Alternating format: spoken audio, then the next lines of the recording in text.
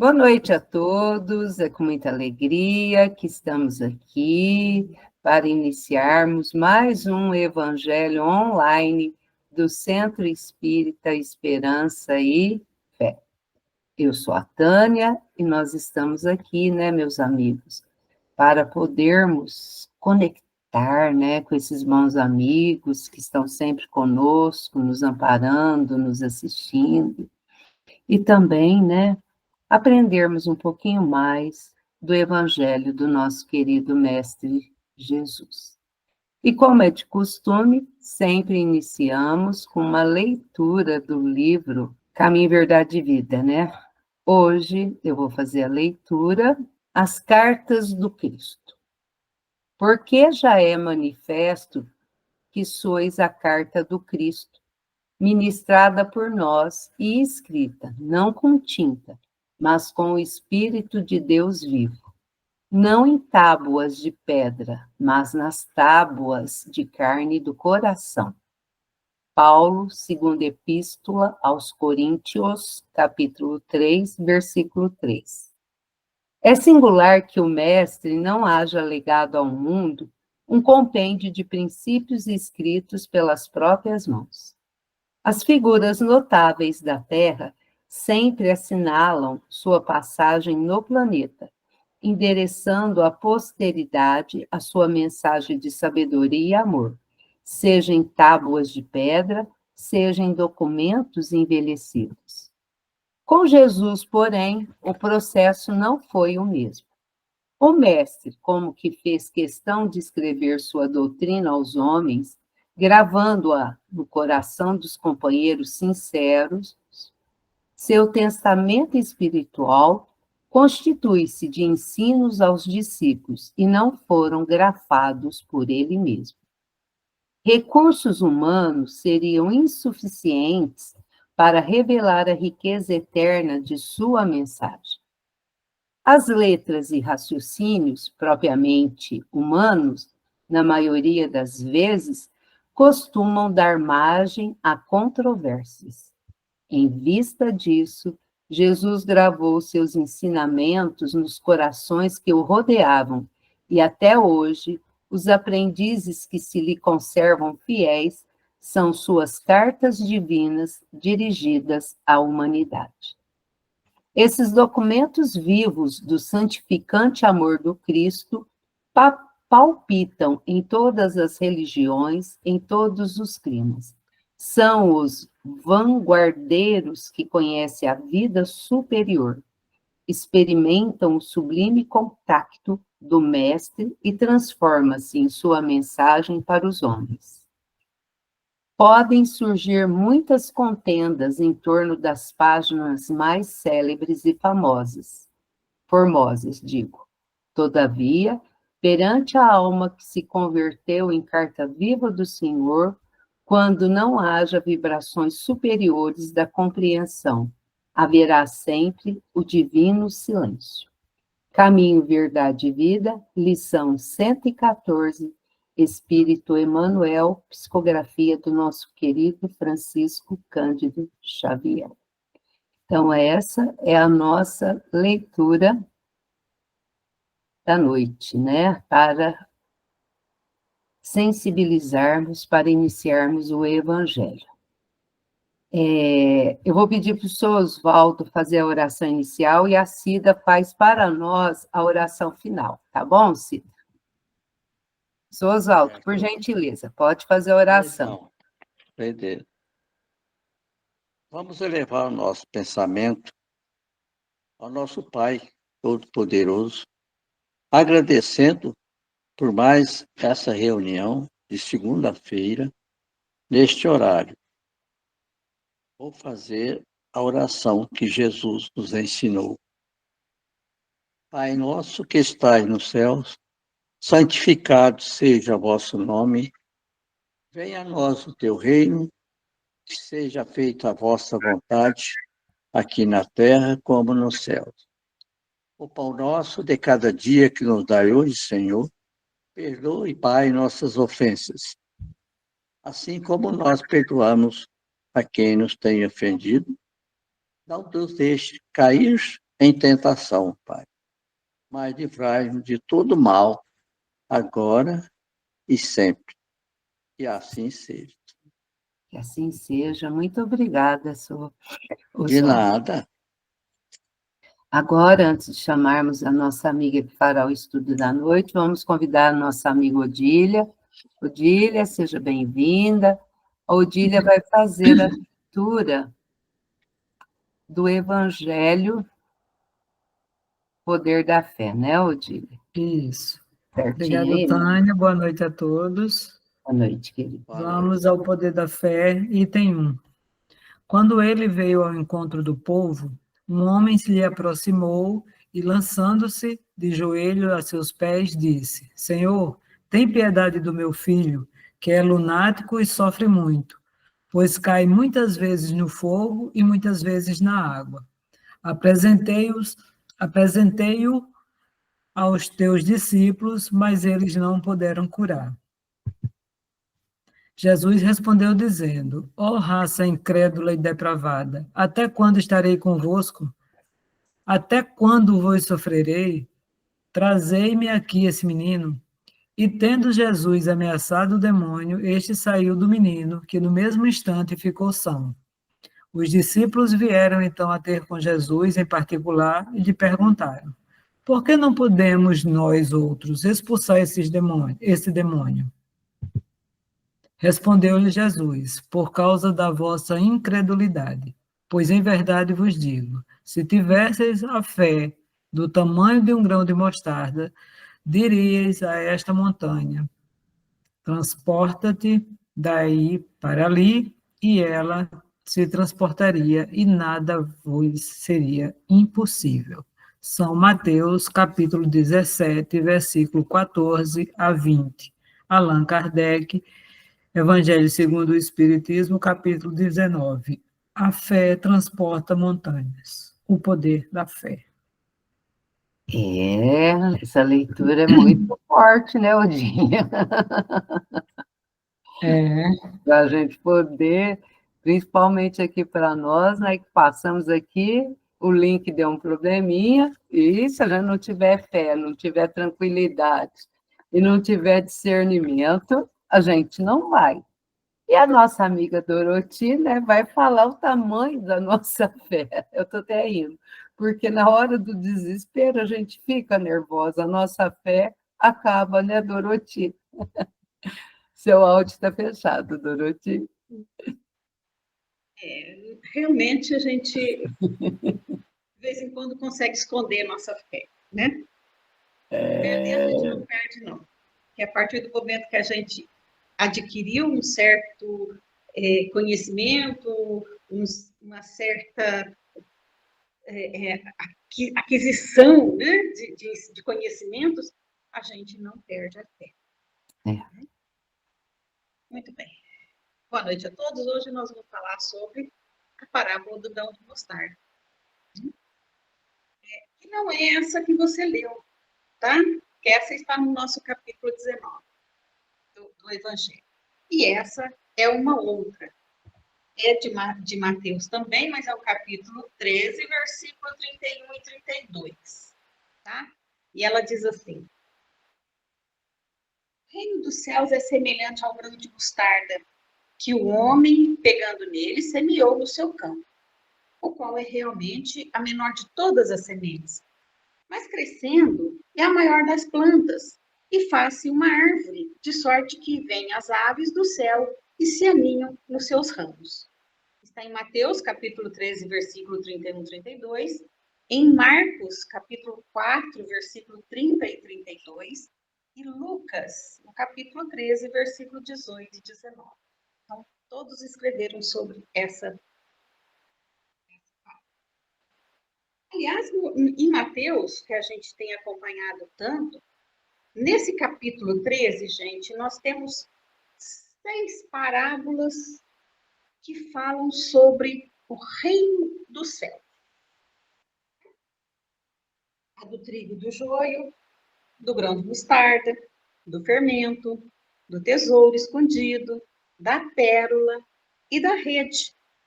Então, são 6 parábolas que falam sobre o reino dos céus. O mais interessante dessa parábola é que a gente estudando, nós vimos que Jesus tomou o grão de mostarda como exemplo em duas, né? De duas maneiras diferentes. Uma, ele comparou o grão de mostarda como o reino dos céus, e na outra, fala da fé, que foi essa que a Odília leu para a gente. Tá certo? Muito bem. O Cristo nos ensinou, sim, em sua passagem terrena, o caminho, a verdade e a vida que conduz ao reino de Deus ou ao reino dos céus. E os meios necessários para que possamos reconciliar com o Pai. Em buscarmos o reino de Deus e a sua justiça, tudo mais nos será concedido.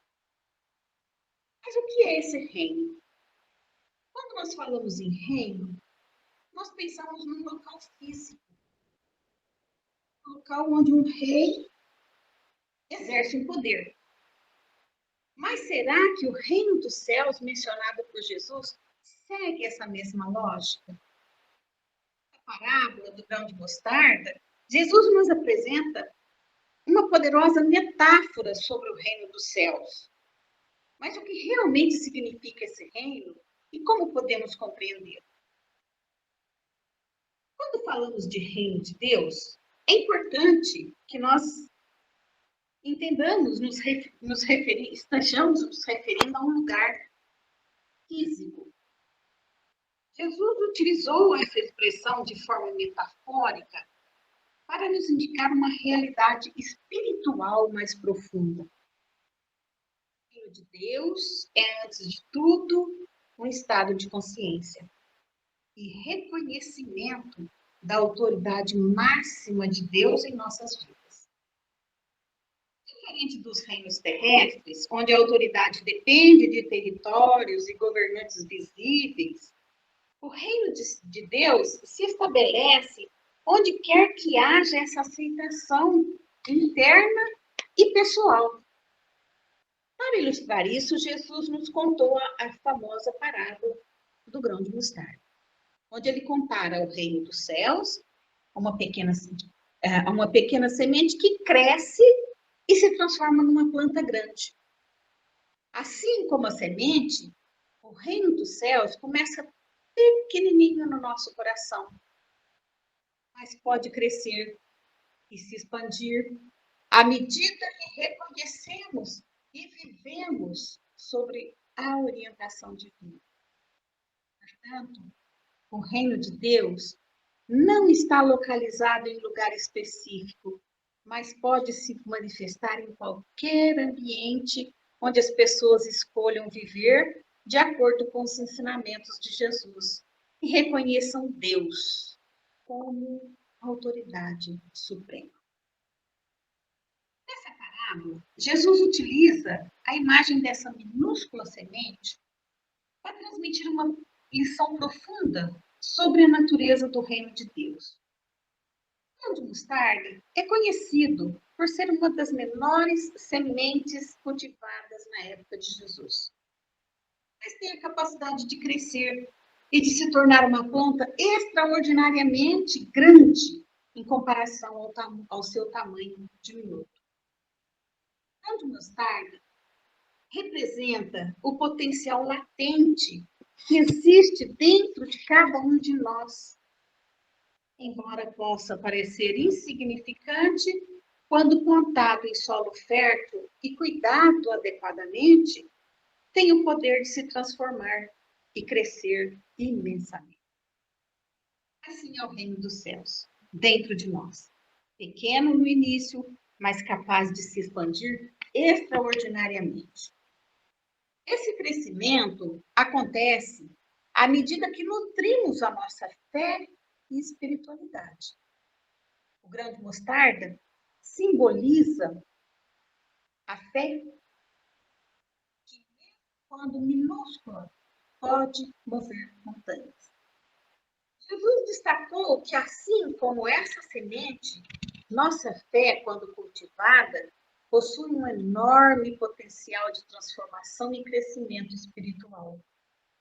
Portanto, o significado do grão de mostarda dentro da parábola da mostarda está intrinsecamente ligado à transformação e ao desenvolvimento espiritual. Ensina-nos que, independentemente do quão pequena possa parecer a nossa fé, existe a possibilidade de crescimento significativo, impactar profundamente nossas vidas e o mundo ao nosso redor. Jesus apresentou de maneira brilhante essa metáfora para representar o nosso crescimento espiritual, que podemos experimentar. Assim como o pequeno grão de mostarda tem a capacidade de crescer e de se tornar uma grande planta, nosso desenvolvimento espiritual pode começar de forma humilde, mas se expandir significativamente. A parábola nos lembra que cada um de nós possui uma semente de divindade dentro de si, que pode florescer quando nutrida com os elementos certos: fé, conhecimento e práticas espirituais.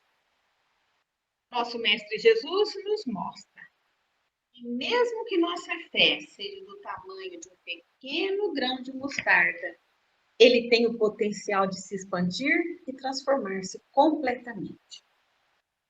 O processo de crescimento espiritual exige uma dedicação constante, requer reconhecer a autoridade de Deus em nossas vidas, colocar seus ensinamentos em prática e estar aberto às influências positivas ao nosso redor.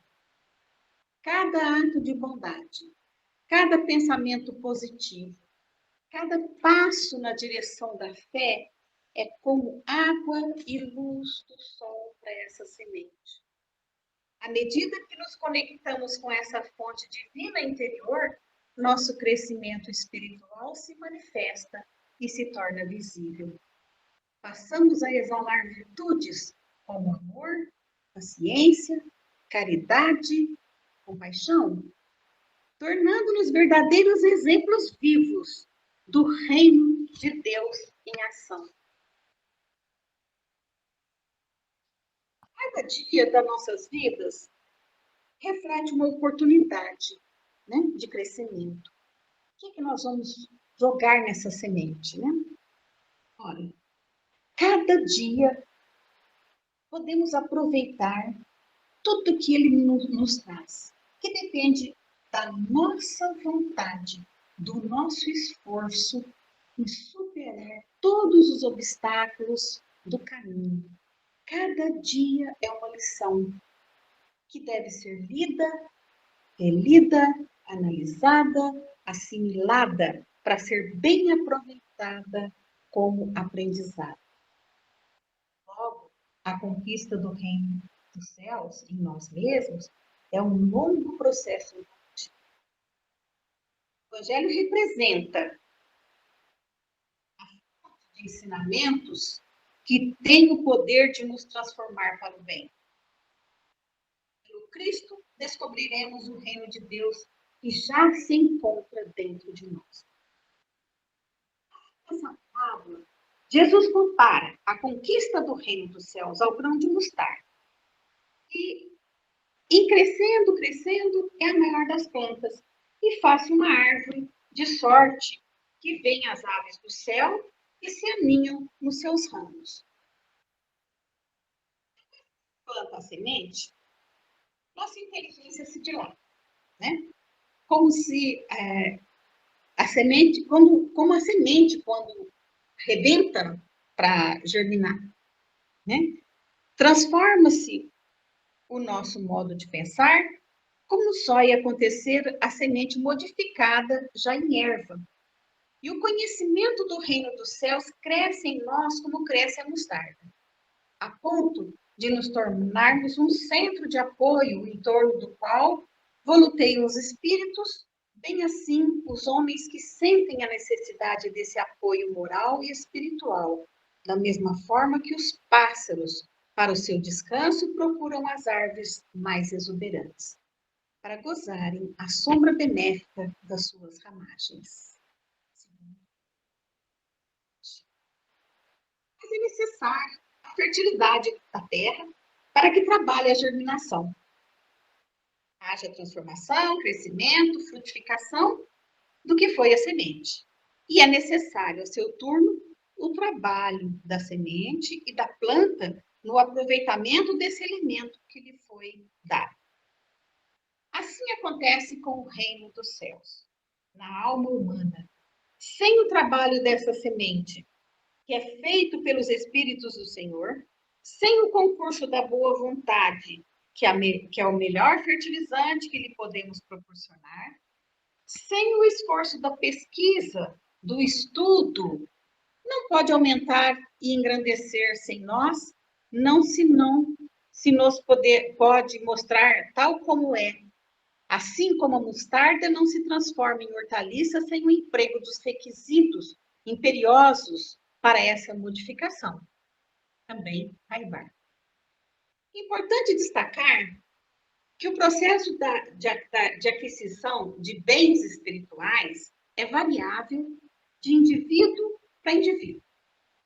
Há um momento decisivo na vida de cada um, caracterizado pela transformação definitiva no bem, ou de conquista do reino dos céus, porquanto ele representa o estado de plenitude espiritual, o ápice do processo evolutivo. Não há dúvida de que o processo de melhoria espiritual é árduo, especialmente quando se aplica a espíritos seriamente comprometidos com a lei de Deus. Os recursos divinos, contudo, eles podemos imprimir nova direção à nossa existência. As provocações se revelam como oportunidade de aprendizado, que, se bem aproveitadas, impulsionam o progresso individual e coletivo. Por outro lado, é sempre bom ter em mente que o crescimento espiritual não acontece apenas nas trilhas da dor, mas também pelo exercício do amor. Assim, o caminho para o reino dos céus passa necessariamente pelo estudo e pela vivência do Evangelho. A conquista do reino de Deus é a conquista de si mesmo, combatendo as imperfeições morais e desenvolvendo virtudes. Muito bem. O texto foi escrito, pelo Juan Carlos Russo, tá? Vimos, então, que o grão de mostarda, gente, foi uma figura que Jesus usou para dizer: você possui a semente, passa a desenvolver. Dentro de você, você tem tudo. Você tem os ensinamentos de Jesus para você seguir. Então, você está no caminho correto. Quando você tem boa vontade para poder aplicar esses ensinamentos. Esses ensinamentos de Jesus, que nos falam de vida, de caminho, de verdade, né, é que vão fazer com que essa semente semente dentro de nós e possa nos tornar espíritos melhores. Vocês conhecem que Jesus utilizou duas vezes o grão de mostarda, né? Quando a gente fala da parábola do grão de mostarda, normalmente a gente confunde as duas, né? Uma ele mostra que é o reino de Deus, que foi o que eu passei para vocês, e no outro ele fala que é a quantidade de fé que a gente tem. No texto lido no início, que ele fala que os apóstolos de Jesus não conseguiam curar todos os enfermos. Ele não conseguia. Jesus dizia para eles assim: vocês não têm fé. E se se vocês tivessem fé do tamanho de um grão de mostarda, que é minúscula, vocês conseguiriam fazer tudo o que eu faço. Mas eu preciso ter fé. Eu preciso desenvolver o crescimento desse grão de mostarda dentro de nós. E se a nossa fé continua do tamanho do grão de mostarda, ela é instantânea.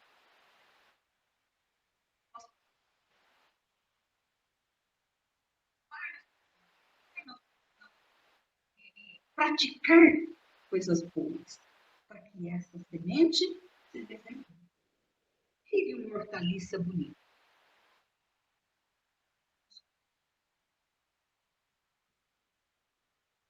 Ele deixou o caminho tão a gente, né? É só a gente caminhar, seguir os passos dele, que a gente vai conseguir fazer isso. Mas para isso eu preciso ter fé. Eu preciso acreditar que eu posso.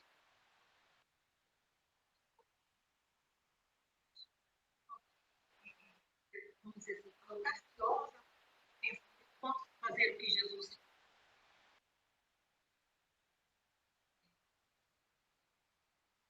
fez. É preciso ser adubada todos os dias.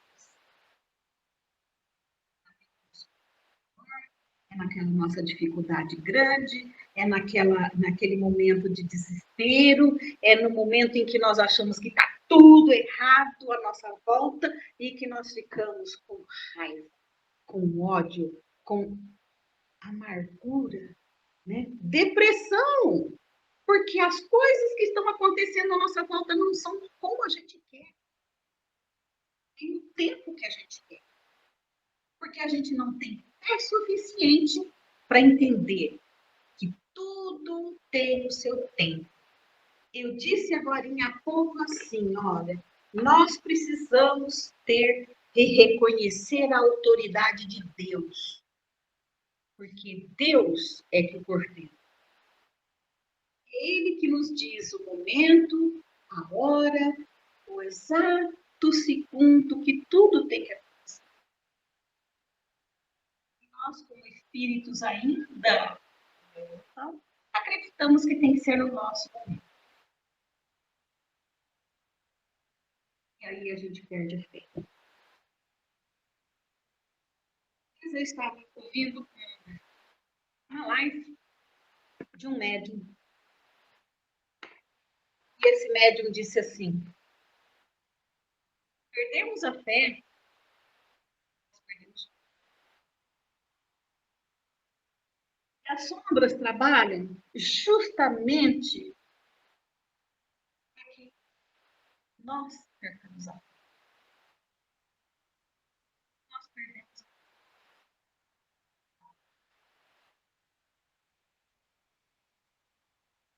Então nós temos que manter.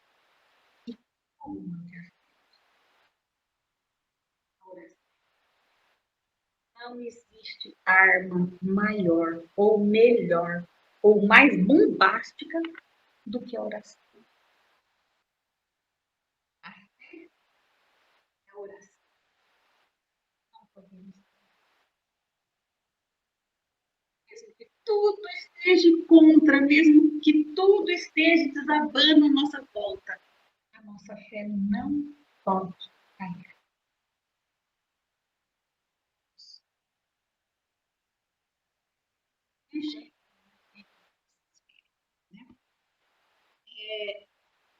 Quando nós queremos fazer com que essa semente desabroche, né? Nós vamos pensar da seguinte maneira: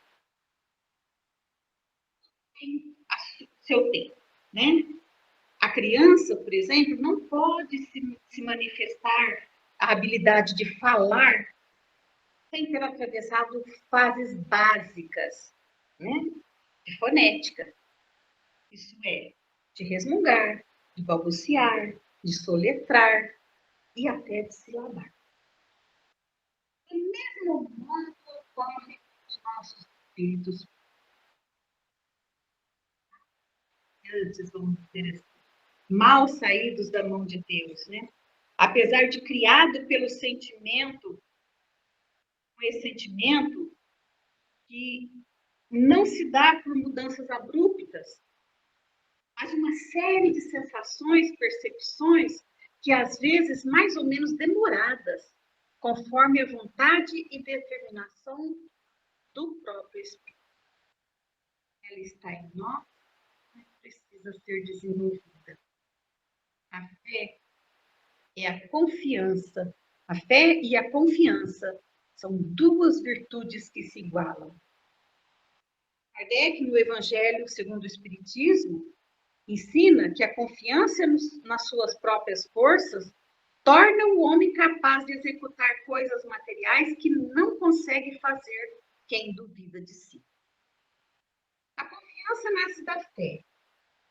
A fé e a confiança precisam ser desenvolvidas na criança desde cedo. Elas precisam aprender confiando primeiramente nos pais, com quem vive os primeiros contatos em sua vida. Se a criança for enganada pelos pais, dizendo-lhes mentiras de qualquer natureza, ou cometendo atos contrários aos que ensinam, ela perceberá a falta de segurança neles. Crescerá desconfiando deles próprios e assim mais tarde encontrará dificuldades para confiar em outras pessoas. Por tabela, em Deus. E sua fé continuará cristalizada em si mesmo, deixando assim de evoluir. Aí a responsabilidade dos pais. É preciso muito cuidar para evitar que os nossos filhos se tornem descrentes por nossa culpa. Pai Noel e outras mentirinhas inocentes merecem muita atenção da nossa parte. Fé, portanto, é uma virtude que se desenvolve em nós pela vontade e pelo nosso conhecimento. A fé não pode ser mística. Ela precisa ser lógica. E segundo Kardec, a fé precisa enfrentar a razão em todas as faces da humanidade. Precisamos ter fé com conhecimento. Creio porque sei. É, portanto, uma conquista de cada um. Não se transmite de um para o outro. Não se consegue transmitir a fé. Poderemos ensinar os outros como adquiri-las, mas jamais transmiti-la de graça. Jesus ensinou que a fé transporta montanhas, ele não se referia naturalmente às montanhas de terra e pedras que nós conhecemos, mas sim às montanhas de nossas dificuldades, que são tantas. E é essa paz que precisamos desenvolver em nós, para que a confiança passe a fazer parte das nossas aquisições espirituais e se integrem em nossas vidas, para que deixemos de sofrer o martírio da dúvida e assim estaremos caminhando na direção da nossa paz e da decantada felicidade buscada por todos. Precisamos manter a fé em todos os momentos da vida, especialmente nos mais difíceis. Confiemos em Jesus, que ensinou: há muitas moradas na casa de meu Pai. Precisamos seguir o nosso caminho sem desânimo. Se não for possível caminhar alguns passos, siga alguns minutos, mas não deixemos de caminhar.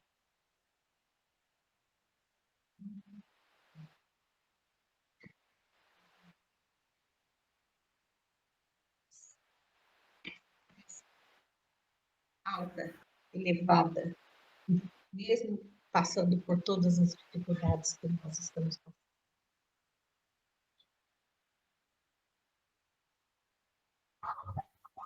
Dorothy cortou seu som agora no final. Deu uma cortadinha no final. Mas não aconteceu nada aqui. Mas para nós deu uma osciladinha aqui, cortou. Amiga, nós estamos aí para ir aprendendo cada dia, né? E a nossa fé a gente vê assim, né? A hora que a gente mais precisa ter fé, a gente esquece. A hora que a gente mais precisa da oração, a gente não tem força para fazer oração, não é? Mas o bom disso tudo é que a gente ainda sente ali que a espiritualidade aí que carrega a gente no colo,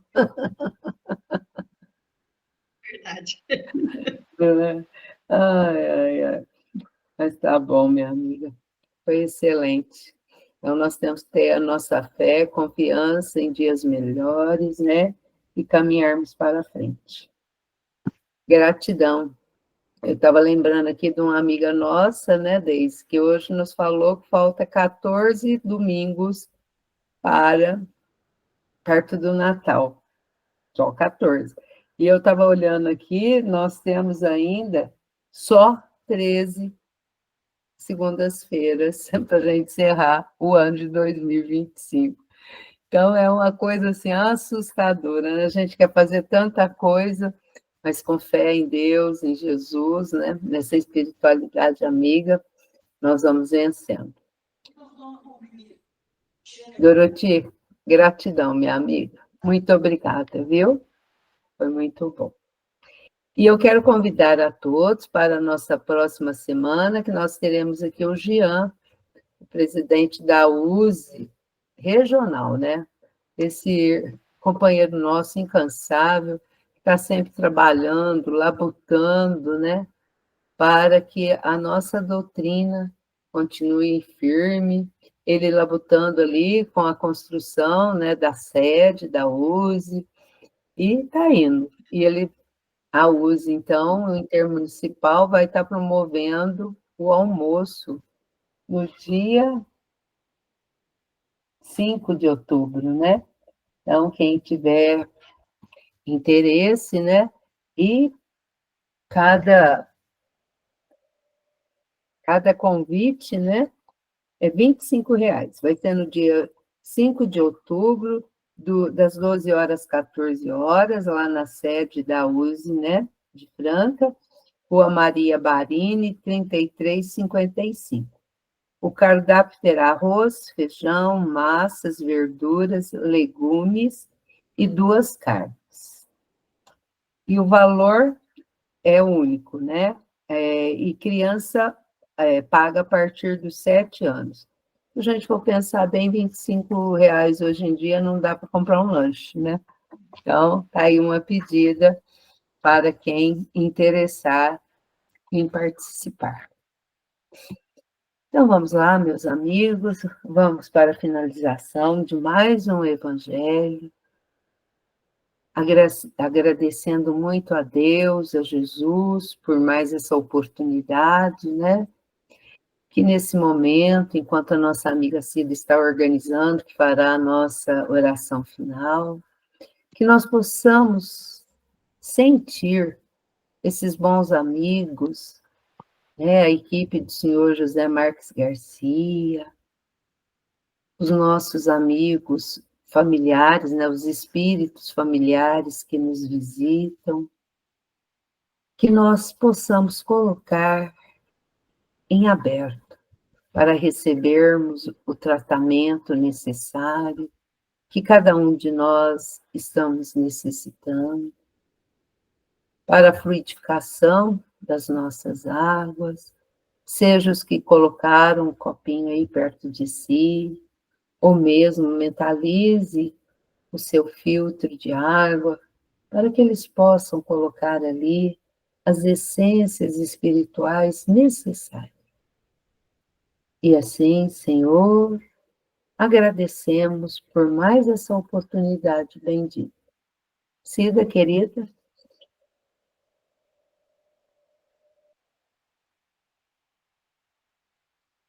Está fechado o áudio, Cida. Desculpa. Imagina. Vamos elevar o nosso pensamento a Deus, a Jesus, a nossa Mãe Maria Santíssima, que hoje é o dia de uma santinha, né? Que todos nós elevamos o nosso pensamento, que seja repleto de muitas, muitas graças a toda a nossa humanidade, todos aqueles que estão pedindo, que eles recebam conforme o seu merecimento, sua necessidade. Que Jesus abrace também a esses que estão pelas ruas pedindo os que estão nos hospitais. 2 amigas minhas pediram para fazer oração para elas, que elas possam receber lá no hospital a sua bênção, aquele contato com o plano maior. Agradecendo a Jesus a nossa saúde, a nossa paz interior, da nossa família, que Jesus possa estar sempre ao nosso lado. Gratidão, Jesus, a todos. Que a nossa pátria também seja abençoada e todo o nosso planeta Terra receba a luz, a paz, a harmonia.